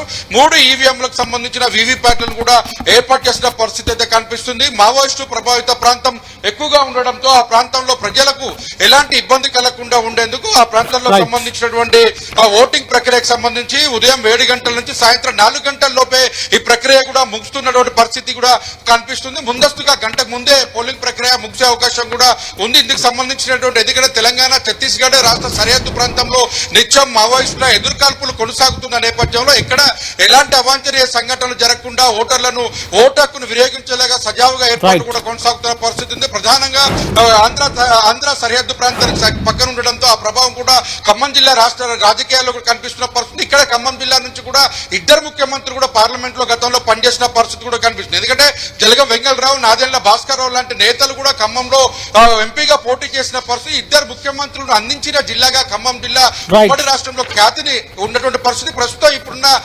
రాజకీయాల్లో కూడా చాలా కీలకంగా ఖమ్మం జిల్లా రాజకీయాలు మారబోతున్నాయి. Kalyan, right, thank you Saidulu. వరంగల్కి వెళ్దాం. వరంగల్ నుంచి మా ప్రతినిధి కుమారస్వామి మనకు అందుబాటులో ఉన్నారు. కుమారస్వామి, ఏంటి వరంగల్లో నగదు పట్టుబడుతుంది, కోట్లాది రూపాయలు కొద్దిసేపటి క్రితమే పట్టుబడ్డట్లు తెలుస్తుంది. ఆడ ప్రలోభాలు కొంచెం ఎక్కువగా జరుగుతున్నట్లు కనిపిస్తుంది. ఎలా ఉంది రాజకీయ వాతావరణం అక్కడ? ఎలా ఉంది? ఎన్నికల ఏర్పాట్లు ఎట్లా జరుగుతున్నాయి? ప్రలోభాలు కొంచెం ఎక్కువగా ఉన్నాయా అక్కడ ఏమైనా?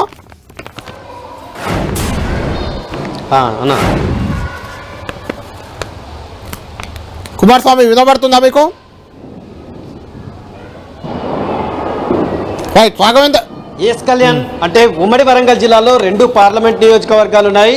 2 పార్లమెంట్ నియోజకవర్గం వరంగల్, అదేవిధంగా మహబూబాబాద్కు సంబంధించినటువంటి పార్లమెంట్ నియోజకవర్గాల్లో ఈ పార్లమెంట్ నియోజకవర్గాల్లో చాలా ఆసక్తికరమైనటువంటి పోటీ జరుగుతుంది. ఇప్పటికే ఎన్నికలకు సంబంధించినటువంటి రిటర్నింగ్ అధికారులు ఇద్దరు కూడా దీనికి సంబంధించి పోలింగ్ ప్రశాంతంగా నిర్వహించేందుకు ఇప్పటికే అన్ని ఏర్పాట్లు పూర్తి చేశారు. ఎండవేడిని తట్టుకునేందుకు షామియానాలు, వాటర్ సౌకర్యం సంబంధించి అన్ని ఏర్పాటు చేసినటువంటి సిచ్యువేషన్ ఉంది. అయితే ఒకవైపు పోలింగ్ ప్రక్రియకు సంబంధించి ఏర్పాట్లు చేస్తుంటే మరోవైపు ఉమ్మడి వరంగల్ జిల్లాలో ఉన్నటువంటి ప్రధానంగా వరంగల్ పార్లమెంట్ పరిధి లోపల మొత్తం 3 ప్రధాన పార్టీలు తమ ఆధిపత్యాన్ని చాటుకునేందుకు, ఓటర్లను ప్రసన్నం చేసుకునేందుకు చివరి అస్త్రమైనటువంటి ప్రలోభ పర్వానికి తెరలేపినటువంటి సిచ్యువేషన్ అయితే మనకు కనిపిస్తుంది. అధికార కాంగ్రెస్ పార్టీ, అదేవిధంగా ప్రధాన జాతీయ పార్టీ అయినటువంటి బీజేపీ, అదేవిధంగా బీఆర్ఎస్ పార్టీ 3 ప్రధాన రాజకీయ పార్టీలు మొత్తం ఓటర్లను ప్రలోభాలకు గురి చేసేటువంటి పర్వాన్ని స్టార్ట్ చేసినటువంటి పరిస్థితి. కొద్దిసేపటి క్రితమే మన హైదరాబాద్ వరంగల్కి సంబంధించినటువంటి హైవే మీద ఉప్పల్ వద్ద ఒక వాహనము, అదేవిధంగా జనగామకు సంబంధించి జనగామ సమీపం లోపల మరో వాహనం లోపల 2 వాహనాల్లో భారీ ఎత్తున మొత్తం నగదు టాస్క్ ఫోర్స్ సంబంధించినటువంటి పోలీస్ అధికారులు పట్టుకున్నటువంటి సిచ్యువేషన్ ఉంది.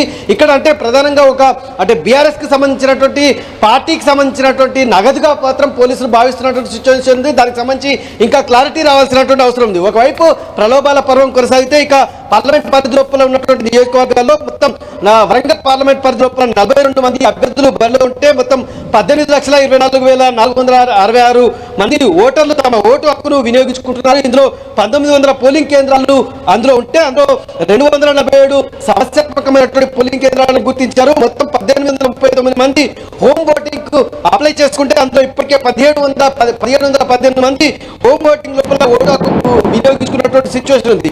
12,710 మంది పోస్టల్ బ్యాలెట్లు అయితే ఇప్పటికే 9,544 మంది పోస్టల్ బ్యాలెట్లకు సంబంధించి ఓటు హక్కును వినియోగించుకుంటున్నటువంటి సిచ్యువేషన్ అయితే మనకు కనిపిస్తుంది.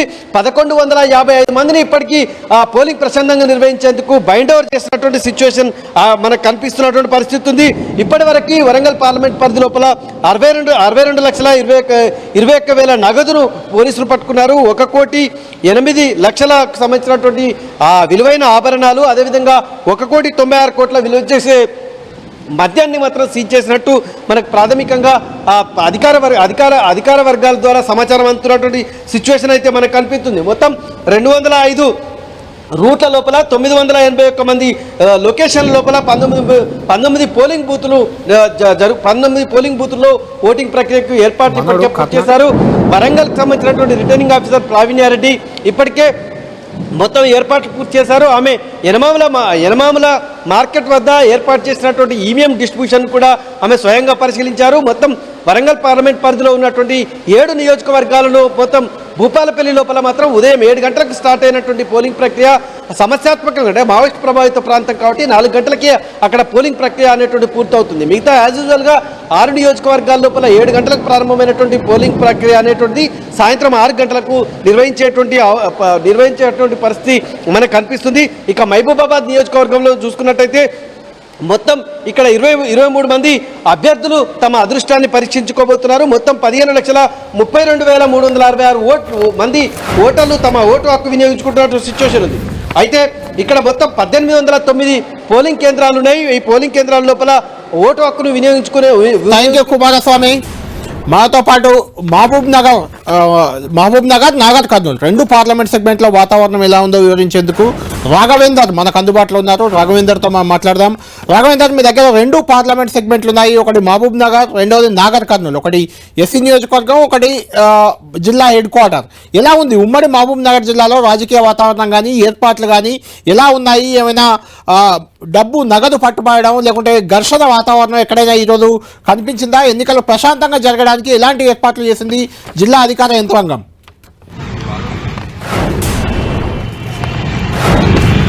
కళ్యాణ్, మనం ముఖ్యంగా చూసినట్టయితే ఉమ్మడి మహబూబ్నగర్ జిల్లాలోని మహబూబ్నగర్, నాగర్ కర్నూలులో 2 పార్లమెంట్ స్థానాలకు ఎన్నికలు జరుగుతున్నాయి. రేపు ఉదయం జరిగేటటువంటి ఎన్నికలకు అధికార యంత్రాంగం పూర్తి స్థాయిలో ఏర్పాటు చేసిందని కూడా చెప్పొచ్చు. మహబూబ్నగర్ పార్లమెంట్ నియోజకవర్గానికి వచ్చేసరికి మరి ముఖ్యంగా మహబూబ్నగర్లో దాదాపు 16 లక్షలకు పైగా ఓటర్లు ఉన్నారు. తమ ఓటు హక్కును వినియోగించుకోవడానికి దాదాపు 1937 పోలింగ్ కేంద్రాలను కూడా ఏర్పాటు చేయడం జరిగింది. 50కి పైగా సమస్యాత్మకమైనటువంటి ప్రాంతాలుగా గుర్తించడం జరిగింది. ఎక్కడ కూడా ఎలాంటి అవాంఛనీయ సంఘటనలు చేసుకోకుండా ఇటు పోలీసు బందోబస్తులు కానివ్వండి, అదేవిధంగా అధికార యంత్రాంగము అన్ని ఏర్పాట్లు చేసింది. అయితే ఇప్పటికే దాదాపు చూసినట్టయితే 3 ప్రధాన పార్టీలకు సంబంధించినటువంటి అభ్యర్థులు దాదాపు ప్రచారాన్ని హోరాహోరీగా కొనసాగించారు నిన్నటి సాయంత్రం వరకు. అయితే ఇక్కడ బీఆర్ఎస్ పార్టీ నుంచి సిట్టింగ్ అభ్యర్థి ఉన్నటువంటి మన్నె శ్రీనివాస్ రెడ్డి బారిలో ఉన్నారు. అదేవిధంగా బీజేపీ పార్టీ నుంచి జాతీయ ఉపాధ్యక్షురాలుగా డీకే అరుణ బారిలో ఉన్నారు. కాంగ్రెస్ పార్టీ నుంచి చెల్లా వంశీచంద్ర రెడ్డి బారిలో ఉన్నారు. వీరంతా కూడా గత ఎన్నికల్లో పోటీ పడినటువంటి నేతలే ఇప్పుడు మరోసారి ఎన్నికల బారిలో నిలుచున్నారు. దీంతో మరింత ఆసక్తికరమైనటువంటి వాతావరణం నెలకొన్నదని కూడా చెప్పొచ్చు. మహబూబ్నగర్ నియోజకవర్గానికి ఒక సెంటిమెంట్ రాజకీయం కూడా ఉంది. ఇది ఎందుకంటే గతంలో బీఆర్ఎస్ పార్టీ చూసినట్టయితే 2009లో ఇక్కడ కేసీఆర్ ప్రాతినిధ్యం ఇచ్చినటువంటి పార్లమెంట్ సెగ్మెంట్ అప్పుడు 2009లో గెలిచిన తర్వాత తెలంగాణ రాష్ట్రాన్ని సాధించినట్టుగా అటు బీఆర్ఎస్ వాళ్ళు చెప్పుకుంటారు. అదేవిధంగా కాంగ్రెస్ పార్టీ నుంచి కూడా గతంలో జయపాల్ రెడ్డి లాంటి నేతలు కూడా ఇక్కడ నుంచే ప్రాతినిధ్యం వహించుకుంటారు. జాతీయ రాజకీయాల్లో కూడా ఒక మార్పు ఉంటుంది పాలమూరు జిల్లా రాజకీయాలకు అని చెప్పేసి చెప్పుకుంటారు. అదే తరహాలోనే ఇప్పుడు కూడా ఇటు వంశీచంద్ర రెడ్డి కానివ్వండి, అదేవిధంగా ఇటు డీకే అరుణ కానివ్వండి, ఎవరు గెలిచినా కూడా జాతీయ స్థాయిలోనూ వాళ్ళ రాజకీయాలను ఇక్కడ మెప్పు పొందేటటువంటి అవకాశం ఉంటుందని చెప్పేసి చెప్పుకుంటున్నారు. దీంతో ఇటు మరోవైపు చూసినట్టయితే ఈ పార్లమెంట్ సెగ్మెంట్లో దాదాపు 7 కాన్స్టిట్యూన్సీలు ఉంటాయి. 7కి 7 కూడా కాంగ్రెస్ పార్టీ అభ్యర్థుల ఎమ్మెల్యేలుగా ఉన్నారు. సీఎం ప్రాతినిధ్యం వహించినటువంటి కొడంగల్ నియోజకవర్గం కూడా ఇక్కడ మహబూబ్నగర్ పార్లమెంట్ సెగ్మెంట్ అనే ఉంటుంది. దీంతో రేపు ఉదయం సీఎం రేవంత్ రెడ్డి కూడా కొడంగల్లో తమ నివాసంలోకి చేరుకొని కొడంగల్లో ఓటు హక్కు వినియోగించుకునే పూర్తి స్థాయి బందోబస్తును ఏర్పాటు చేశారు. రాఘవేందర్, మీరు చెప్పినట్లు కొడంగల్ ముఖ్యమంత్రి రేవంత్ రెడ్డి ప్రాతినిధ్యం వహిస్తున్న నియోజకవర్గం మహబూబ్ నగర్లో ఉంది. ఆయన సొంత గ్రామం అచ్చంపేట నియోజకవర్గం నాగర్ కర్నూలులో ఉంది. ఈ 2 పార్లమెంట్ సెగ్మెంట్లు కూడా ముఖ్యమంత్రి రేవంత్ రెడ్డికి చాలా ప్రతిష్టాత్మకంగా ఉన్నాయి. కాబట్టి ఇక్కడ రాజకీయ వాతావరణం కానీ ఎన్నికల ఏర్పాట్లు కానీ ఎలాంటి అవాంఛనీయ సంఘటనలు జరగకుండా ఎలాంటి ఏర్పాట్లు చేసింది?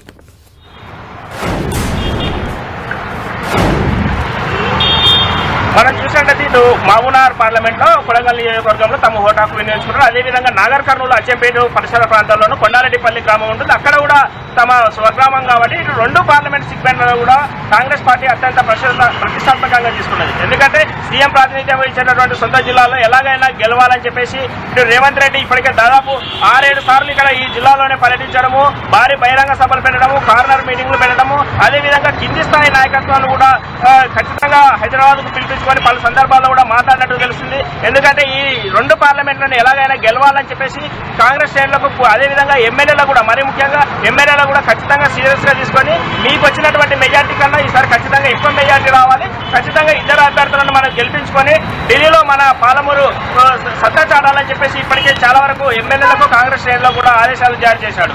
అదే తరహాలోనే ఇటు నాగర్ కర్నూలు పార్లమెంట్ లో కూడా చూసినట్టయితే అక్కడ కూడా బీఆర్ఎస్ పార్టీ నుంచి ఆర్ఎస్ ప్రవీణ్ కుమార్ పోటీలో ఉన్నారు, కాంగ్రెస్ నుంచి మల్లు రవి సీనియర్ లీడర్ ఆయన కూడా పోటీలో ఉన్నారు. అదేవిధంగా ఇటు బీజేపీ నుంచి అంటే గతంలో ఉన్నటువంటి సిట్టింగ్ ఎంపీ మన రాములు వారి అబ్బాయి భరత్ అక్కడ బీజేపీ పార్టీ తరఫున బరిలో ఉన్నారు. దీంతో అటు ముగ్గురు అభ్యర్థులు కూడా నాగర్ కర్నూలు సెగ్మెంట్ లో కూడా పోటీ ఆసక్తికరంగా ఉంటుందని కూడా చెప్పొచ్చు. ఎందుకంటే ముగ్గురు ప్రచారాన్ని హోరాహోరీగా కొనసాగించారు. దాదాపు అక్కడ కూడా 15 లక్షలకు పైగా ఓటర్లు ఉంటారు. 15 లక్షలకు పైగా ఓటర్లు ఉంటారు. దాదాపు 2000లకు పైగా పోలింగ్ కేంద్రాలను ఏర్పాటు చేశారు.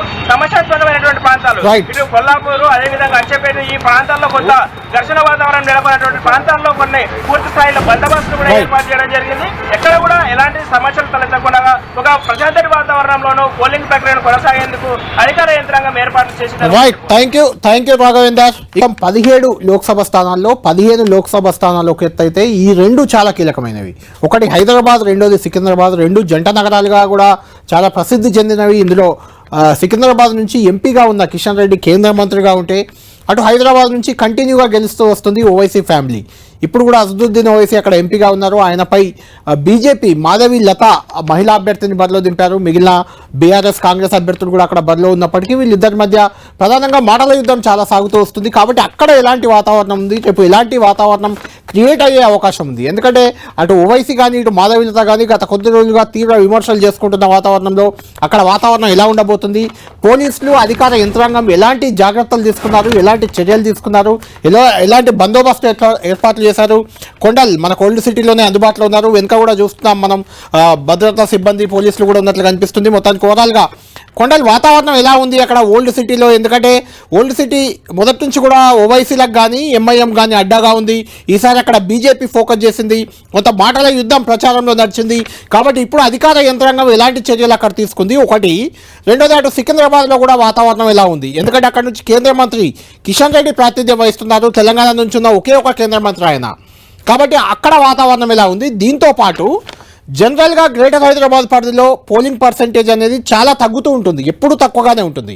ఇప్పుడు అటు అసెంబ్లీ ఏపీ అసెంబ్లీ ఎన్నికలు కూడా ఉన్న నేపథ్యంలో పెద్ద ఎత్తున మనం చూస్తున్నాం వాహనాలు బారులు తీరి ఏపీ వైపు వెళ్తున్న పరిస్థితి. అంటే పోలింగ్ శాతం తగ్గే అవకాశాలు ఉన్నాయా? దానికి అధికార యంత్రాంగం ఏమైనా తగ్గకుండా చర్యలు తీసుకుందా? ఎగ్జాక్ట్లీ మీరు అన్నట్టు ఈసారి మొత్తం 17 లోక్సభ నియోజకవర్గాలు చూసుకుంటే ఈ రెండు కాన్స్టిట్యూన్స్ మీద ఒక ప్రత్యేకమైన దృష్టి ఉంటుందని చెప్పుకోవచ్చు. జంటనగరంలో ఉన్న అటు సికింద్రాబాద్ అనుకోండి, ఇటు హైదరాబాద్ అనుకోండి, 2 చాలా కీలకంగా కాన్స్టిట్యూన్సీలు మారాయి. ఒకటి కేంద్ర మంత్రి కిషన్ రెడ్డి సికింద్రాబాద్ నుంచి బరిలో ఉన్నారు. అక్కడ నుంచి 2 మాజీ మంత్రులు, కాంగ్రెస్ నుంచి దానం నాగేందర్, బీఆర్ఎస్ నుంచి పద్మారావు, 2 కూడా మాజీ మంత్రులు. 2 కూడా నగరంతో పరిచయం ఉన్న వ్యక్తులుగా ఉన్నారు, మాస్ లీడర్స్ గా ఉన్న నేపథ్యంలో అక్కడ కొంత త్రిముఖ పోటీ అయితే ఖచ్చితంగా కనిపిస్తుంది. దీంట్లో మొత్తం 7 సెగ్మెంట్లు ఉంటే 7 సెగ్మెంట్లలో 6 సెగ్మెంట్లలో బీఆర్ఎస్ ఎమ్మెల్యేలే గెలుచున్నారు. కేవలం ఒక నాంపల్లి కాన్స్టిట్యూన్సీ మాత్రం ఎంఐఎం చేతిలో ఉంది. అంటే అక్కడ ఉన్న కాంగ్రెస్ కానీ బీజేపీ కానీ 2 పార్టీలకు ఒక్క ఎమ్మెల్యే అసెంబ్లీ కాన్స్టిట్యూన్సీ కూడా చేతిలో లేదు. మొత్తం అక్కడ 21,550 ఓట్లు ఉన్నాయి. దీంట్లో ఎవరికి అదృష్టం వరిస్తుందన్న చూడాల్సి ఉంటుంది. ఏదేమైనప్పుడు కూడా ఈ ముగ్గురు మధ్యన త్రిముఖ పోటీ ఉన్న నేపథ్యంలో అక్కడ బరిలో ఉన్న ముగ్గుట్లో మొత్తం 45 మంది బరిలో ఉన్నప్పటికీ కూడా ఈ త్రిముఖ పోటీ సికింద్రాబాద్ ఉండబోతుంది. కాబట్టి దీంట్లో ఎవరు అదృష్టం వరిస్తుందన్నది ఒకటి చూడాల్సి ఉంటుంది. ఇక హైదరాబాద్ విషయానికి వస్తే ఇప్పుడు గతంలో ఎప్పుడూ లేనంత ఒక హైటెన్షన్ వాతావరణం అయితే హైదరాబాద్ పార్లమెంట్ పైన కనిపిస్తున్నట్టుగా మనకు అర్థమవుతుంది. ఎందుకంటే స్వయంగా ఇప్పుడు మనం ఉన్న ఈ చార్మినార్ దగ్గరికి అమిత్ షా ఇక్కడ రోడ్ షో చేయడం కూడా మనం చూసాం. బీజేపీకి సంబంధించిన అందరూ సీనియర్ నేతలు అనుకోండి, ఇతర రాష్ట్రాలకు సంబంధించిన ముఖ్యమంత్రులు అనుకోండి, తెలంగాణకు వచ్చిందంటే ఖచ్చితంగా ఇక్కడ ఉన్న భాగ్యలక్ష్మి గుడికి సందర్శించడం, ఇక్కడ ఒక రకమైన హాట్ కామెంట్స్ చేసిన నేపథ్యం ఉంది.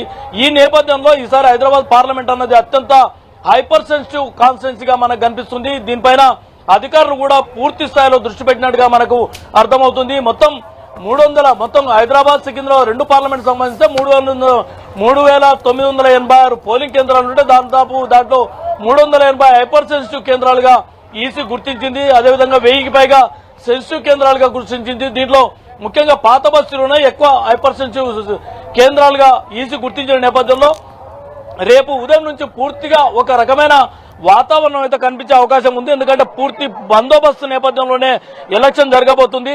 ఇక్కడ ఓటింగ్ ప్యాటర్న్ కూడా భారీ స్థాయిలో హైదరాబాద్ నియోజకవర్గం వస్తే ఓటింగ్ ప్యాటర్న్ మామూలుగానే ఎక్కువగా ఉంటుంది మిగతా దాంట్లో పోల్చుకుంటే. అయితే సికింద్రాబాద్కు వస్తే దీనికి భిన్నంగా తగ్గే అవకాశాలు ఉంటుంది. ముఖ్యంగా ఇప్పుడు ఏపీ పాలిటిక్స్ కూడా హాట్ గా సాగుతున్న నేపథ్యం ఉంది కాబట్టి అక్కడ అసెంబ్లీ పార్లమెంటుకు ఒకటేసారి ఎన్నికలు వచ్చిన నేపథ్యంలో హైదరాబాద్ నుంచి ఉన్న సెటిలర్ చాలా మంది ఇప్పటికే ఏపీకి తరలి వెళ్ళిన పరిస్థితి ఉంది. ఈ నేపథ్యంలో పర్సెంటేజ్ తగ్గే అవకాశం స్పష్టంగా కనిపిస్తుంది. దీనికి గాను ఇప్పటికే ప్రభుత్వం అత్యంత జాగ్రత్తలు తీసుకుంది. అదేవిధంగా ఈసీ కూడా అత్యంత జాగ్రత్తలు తీసుకోవచ్చు. ఓటింగ్ శాతాన్ని పెంచేందుకు పూర్తి స్థాయిలో ఒక చైతన్య కార్యక్రమాలు కూడా తీసుకున్న పరిస్థితి ఉంది.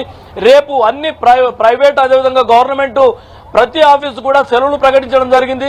ప్రతి ఒక్కరూ ఓటు హక్కును వినియోగించుకోవాలన్న ఒక నినాదాన్ని అయితే ఈసీ తీసుకెళ్తుంది. దాంతోపాటు రాజకీయ పార్టీలే అనుకోండి, సెలబ్రిటీసే అనుకోండి, పూర్తి స్థాయిలో ఓటింగ్ ప్యాటర్న్ పెంచేందుకైతే జాగ్రత్తలు అయితే తీసుకుంటున్న పరిస్థితి ఉంది. ఇక శాంతి భద్రతల సమస్యకు సంబంధించి మాత్రం ప్రత్యేక దృష్టి సారిందని చెప్పుకోవచ్చు. ముఖ్యంగా హైదరాబాద్ కాన్స్టిట్యున్సీ విషయంలో అత్యంత జాగ్రత్తలు తీసుకున్నారు. ఇక్కడ పూర్తి స్థాయిలో అన్ని పోలింగ్ కేంద్రాల్లో వెబ్కాస్టింగ్ ద్వారా ఎప్పటికప్పుడు పరిస్థితులను అంచనా వేయడం, ప్రత్యక్షంగా పర్యవేక్షించడం. హైదరాబాద్ లోనే చార్మినార్ పక్కనే ఒక కమాండ్ కంట్రోల్ రూమ్ ఏర్పాటు చేయడం జరిగింది. దీంట్లో ముఖ్యంగా పాత బస్తీకి సంబంధించిన అన్ని పోలింగ్ కేంద్రాలను ఇక్కడ నుంచి మానిటరింగ్ చేస్తారు. అదేవిధంగా central high command control room Hyderabad Banjara Hills లో ఒకటి ఉంది. అయితే ప్రధానంగా అయితే ఇక్కడ ఎప్పటికప్పుడు ఏ చిన్న ఇబ్బందులు కలగకుండా ఎక్కడ ఏ సమస్య తలెత్తినప్పుడు కూడా దాన్ని ఇమీడియట్ గా షార్ట్ అవుట్ చేసే విధంగా అయితే అధికారులు జాగ్రత్తలు తీసుకుంటారు. ఒక్క హైదరాబాద్ పార్లమెంట్ లోనే 14,000 మంది పోలీసులు బందోబస్తు పనిచేస్తున్నారు. దీంట్లో ఇతర సిబ్బందులు కలుపుకుంటే దాదాపు 30,000కు పైగా సిబ్బంది ఈ హైదరాబాద్ లోక్సభ పరిధిలోనే రేపు పనిచేయబోతున్నారు. దీన్ని బట్టి చూస్తుంటే మనకు అర్థమవుతుంది ఎంత కాన్సన్ట్రేట్ చేస్తున్నారు, ఎంత దీనిపైన ప్రత్యేక దృష్టి పెట్టారన్నది మనం అర్థం చేసుకోవాల్సి ఉంటుంది. ఏదేమైనప్పుడు కూడా మొత్తం 17 లోక్సభ నియోజకవర్గాల్లో హైదరాబాద్, సికింద్రాబాద్ ఈ రెండు రాజకీయ ప్రాధాన్యత కూడా అత్యంత సంతరించుకున్న కాన్స్టిట్యున్సీలుగా ఉన్నాయి. అక్కడి నుంచి బీజేపీ కిషన్ రెడ్డి రెండోసారి కేంద్ర మంత్రిగా రెండోసారి బరిలో ఉంటే, ఇక్కడ హైదరాబాద్ విషయానికి వస్తే దాదాపు ఒక 4 దశాబ్దాలుగా ఎంఐఎం హవాని ఇక్కడ కొనసాగుతుంది. 6 సార్లు సలావుద్దీన్ ఓవైసీ గెలుపొందితే 4వసారి ఇప్పుడు 5వసారి అసదుద్దీన్ బరిలో దిగుతున్న పరిస్థితి. అంటే మొత్తం ఇప్పటికి 10 సార్లు ఎంఐఎం వరుస గెలుపుతో ఉండి 11వసారి బరిలో దిగుతున్న పరిస్థితి ఉంది. అయితే ఈసారి మాధవిలత బీజేపీ అభ్యర్థిగా మాధవిలతను ఎంట్రీ చేయడం, ఇక్కడ 4 పార్టీల అభ్యర్థులు కాంగ్రెస్ నుంచి వలీవుల్లా సమీర్, అదేవిధంగా బీఆర్ఎస్ నుంచి శ్రీనివాస్ యాదవ్ ఉన్నప్పటికీ కూడా ద్విముఖ పోరే ఇక్కడ ప్రధానంగా కనిపించే అవకాశం అయితే స్పష్టంగా కనిపిస్తుంది. ఈ ప్రచారంలో జరిగిన హాట్ కామెంట్స్ నేపథ్యంలో కొంత అపర్ సెన్సిటివ్ గా హైదరాబాద్ కాన్స్టిట్యున్సీ అనుకోవడంలో ఉన్న పరిస్థితి కనిపిస్తుంది. Kalyan right, thank you Kondali. ఎట్లా ఖచ్చితంగా ఇక్కడ కొంచెం హైదరాబాద్ లోక్సభ పరిధిలో హై టెన్షన్ వాతావరణం ఉండబోతుంది. మరింత సమాచారం రేపు కూడా మీ నుంచే తీసుకుంటాం. మీరు అక్కడ అబ్జర్వ్ చేస్తూ ఉండండి ఎలాంటి రాజకీయ వాతావరణం ఉంది, ఎలా ఏర్పాట్లు ఎలా ఉన్నాయి, పోలీసులు కానీ అటు అధికార యంత్రాంగం కానీ రెవెన్యూ యంత్రాంగం కానీ ఏర్పాట్ల విషయంలో ఎక్కడైనా ఇబ్బందులు తలెత్తాయో ఏం జరగబోతుంది అక్కడ మీ నుంచి మళ్ళీ రేపు కూడా సమాచారం తీసుకుంటాం. Right, thank you Kondali. మా ప్రతినిధి కర్ణాకర్ కూడా అందుబాటులోకి వచ్చారు. మొత్తం తెలంగాణ వ్యాప్తంగా ఎన్నికల సంఘం ఎలాంటి ఏర్పాట్లు చేసింది కర్ణాకర్? ఎక్కడైనా ఏమైనా ఇప్పటికీ సివిజిల్ యాప్ ద్వారా కానీ లేకుంటే డైరెక్ట్ ఫిర్యాదులు కానీ ఎలాంటి ఫిర్యాదులు వచ్చాయి ఎన్నికల సంఘానికి? ఎలాంటి చర్యలు ఎన్నికల సంఘం తీసుకుంటుంది?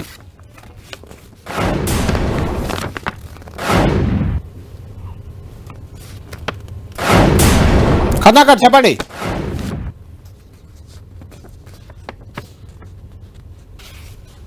కర్ణాకర్ మ్యూట్లో ఉన్నట్టుంది, మీ ఆడియో చూసుకోండి ఒకసారి.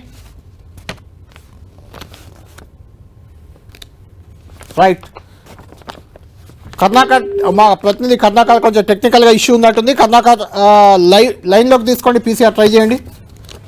మొత్తానికి తెలంగాణ వ్యాప్తంగా కూడా మరికొద్ది గంటల్లోనే దాదాపు 10 గంటలు, మరొక 10 గంటల 30 నిమిషాల సమయం ఉంది ఇంకా సరిగ్గా పోలింగ్ స్టార్ట్ అయ్యేందుకు. 10 గంటల 30 నిమిషాల్లో ఎలాంటి తెలంగాణ వ్యాప్తంగా కూడా కొంచెం త్రిముఖ పోటీ. గతంలో ఎప్పుడైనా 2 పార్టీల మధ్య ప్రధానంగా పోటీ కనిపించేది, ఈసారి 3 పార్టీలు కూడా బీజేపీ, కాంగ్రెస్, బీఆర్ఎస్ 3 పార్టీల మధ్య కూడా ప్రతి నియోజకవర్గంలో కూడా నువ్వా నేనా అన్నట్లుగా పోరు సాగింది. అక్కడక్కడ కొంతమంది ఇండిపెండెంట్లు కూడా బరిలో ఉన్నారు. వాళ్ళ నుంచి కూడా కొంత పోటీ ఉన్నప్పటికీ ప్రధానంగా లోక్సభ ఎన్నికలు కాబట్టి ఇవి పార్టీల మధ్య పోరుగానే కనిపిస్తుంటుంది. వ్యక్తిగతంగా అభ్యర్థుల ఇమేజ్ అనేది ఇందులో పెద్దగా ప్రభావం చూపదు. పార్టీలు నువ్వా నేనా అన్నట్లే తలపడే అవకాశం ఉంటుంది.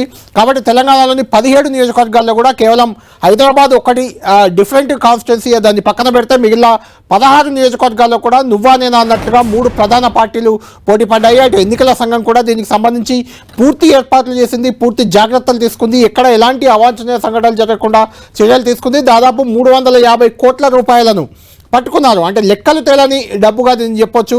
అదంతా కూడా ఓటర్లను ప్రలోభ పెట్టేందుకు వెళ్తున్న నగదుగా మనం భావించలేము. అయినప్పటికీ ఎన్నికల సంఘం స్వాధీనం చేసుకుంది. దానికి సంబంధించి రిసిప్ట్లు ఇచ్చి కొంతమంది తీసుకెళ్లారు. ఇంకా కొంత డబ్బు ఉన్నప్పటికీ ఈరోజు కూడా వరంగల్ హైవే పైన కొంత ఉద్రిక్త వాతావరణం చోటు చేసుకుంది. 2 వాహనాల్లో భారీగా నగదు పట్టుబడ్డట్లు తెలుస్తుంది. దీనికి సంబంధించి మా ప్రతినిధి కర్ణాకర్తో మాట్లాడదాం. కర్ణాకర్, ఎన్నికల సంఘం ఎలాంటి ఏర్పాట్లు చేసింది, ఈసారి ఎలాంటి చర్యలు తీసుకుంటుంది, ఎన్నికల సంఘానికి వచ్చిన ఫిర్యాదులు ఏమున్నాయి ఏంటి ఒకసారి? రైట్ కర్ణాకర్, మా ప్రతినిధి కర్ణాకర్ది టెక్నికల్గా ప్రాబ్లం ఉంది. ఓకే, ఓవరాల్గా ఎన్నికల సంఘం మాత్రం ఖచ్చితంగా అన్ని జాగ్రత్తలు తీసుకుంది. ఇప్పటి వరకు కూడా ఎక్కడా కూడా పెద్దగా ఉద్రిక్త వాతావరణం కానీ దాడులు కానీ ఇలాంటి చర్యలు ఏవి జరగలేదు. జరగకుండా అటు పోలీసు యంత్రాంగం ఇటు ఇబ్బంది లేకుండా రెవెన్యూ యంత్రాంగం కూడా అన్ని జాగ్రత్తలు తీసుకుంది. స్వల్పంగా చెదురుమదురు ఘటనలు మనహా పెద్దగా జరగలేదు. అయితే నిన్నటి వరకు ఈ రోజు వరకు కూడా ఎండ వేడిమి అనేది ఓటర్లను ఇబ్బంది పెడుతుంది, ఓటింగ్ శాతం తగ్గుతుందని అన్ని రాజకీయ పార్టీలు భావించాయి. అయితే ఇప్పుడు అనూహ్యంగా వాతావరణ శాఖ రేపు వర్షం పడుతుందనే హెచ్చరిక నేపథ్యంలో వరుణుడు ఈ ఎన్నికల మీద ఏ మేరకు ప్రభావం చూపిస్తాడు? నిజంగానే వర్షాలు పడతాయి, చాలా జిల్లాల్లో వర్ష సూచన ఉంది కాబట్టి వర్షాలు పడితే కూడా ఓటింగ్ తగ్గే అవకాశం ఉంటుంది. కాబట్టి ఆ వర్షం ఎంతవరకు ఓటింగ్ని ప్రభావితం చేస్తుంది అనేది మనం చూడాలి. అయితే అసెంబ్లీ, ఆంధ్రప్రదేశ్లో కూడా అసెంబ్లీ ఎన్నికలు ఉన్న నేపథ్యంలో చాలామంది గ్రేటర్ హైదరాబాద్ పరిధిలో ఉన్న ఓటర్లు, ఇక్కడ 4 నియోజకవర్గాలు ఉంటాయి, హైదరాబాద్, సికింద్రాబాద్, చేవెళ్ళ, మల్కాజ్గిరి, ఈ 4 నియోజకవర్గాలు కూడా గ్రేటర్ పరిధిలోనే ఉంటాయి. కొంత భువనగిరి కూడా దీని పరిధిలోకి వస్తుంది, కొంత గ్రేటర్ పరిధిలోకి వస్తుంది. కాబట్టి ఈ 5 నియోజకవర్గాల నుంచి కూడా చాలామంది ఓటర్లు బారులు తీరి నల్గొండ కానీ అటు నల్గొండ ప్రాంతానికి లేదంటే వరంగల్, ఆంధ్ర ప్రాంతానికి కూడా చాలామంది వెళ్తున్నారు. ముఖ్యంగా ఆంధ్రాలో అసెంబ్లీ ఎన్నికలు కూడా ఉన్న నేపథ్యంలో, హోరాహోరీ పోరున్న నేపథ్యంలో, ఇక్కడ ఉన్న ఆంధ్ర ఓటర్లు వెళ్తున్న నేపథ్యంలో వాళ్ళు వెళ్ళిపోవడం అనేది ఇక్కడ ఏ పార్టీకి లాభంగా మారబోతుంది, వాళ్ళు వెళ్ళడం వల్ల ఏ పార్టీ గెలిపోవడంలో తారుమారవుతాయనేది మనం వేచి చూడాలి. ఏదేమైనా మరొక 10 గంటల 30 నిమిషాల్లో ఎన్నికల పోలింగ్ అనేది జరగబోతుంది. దాదాపు 56 రోజులుగా కూడా పెద్ద ఎత్తున ప్రచారం నిర్వహించే అన్ని పార్టీల జాతకం అనేది మరి కాసేపట్లో ఓటర్లు తేల్చబోతున్నారు, ఓటర్లు తీర్పు ఇవ్వబోతున్నారు. ఆ తీర్పు అనేది రేపు ఈవీఎంలలో నిక్షిప్తమై ఉంటుంది. అది వచ్చే నెల 4వ తేదీ వరకు కూడా మొత్తం దేశవ్యాప్తంగా ఎన్నికలు ఉన్న నేపథ్యంలో వచ్చే నెల 1వ తేదీ తుది విడత ఎన్నికలు ఉన్నాయి దేశవ్యాప్తంగా. ఆ తర్వాత 4వ తేదీ కౌంటింగ్ ఉంటుంది. 4వ తేదీ ఎవరి భవితవ్యం ఏ రకంగా ఉందో తెలబోతుంది. ఇది రేపటి ఎన్నికలకు పోలింగ్కి సంబంధించి తెలంగాణ వ్యాప్తంగా జరిగిన ఏర్పాట్లపై స్పెషల్ లైవ్ రిపోర్ట్.